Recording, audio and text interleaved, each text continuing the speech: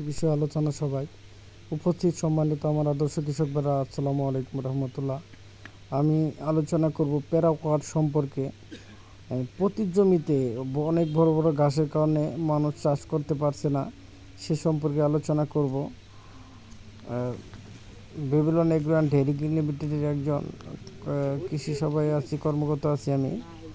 এই প্রতি জমিতে বড় বড় ঘাসের কারণে বেবিলনের এগ্রো অ্যান্ড ডেইরি লিমিটেডের সিস্টেম প্লাস, মূলত গ্রুপটা হলো প্যারাকোয়াট। এই প্যারাকোয়াট 16 লিটার পানিতে 100 ml করে রোদের মধ্যে স্প্রে করলে সাথে সাথে গাছটা পুড়ে যায় এবং সেই জমিতে যে কোনো টিলার অথবা মাহিন্দা মেশিন দিয়ে জমিতে চাষ করতে পারবেন।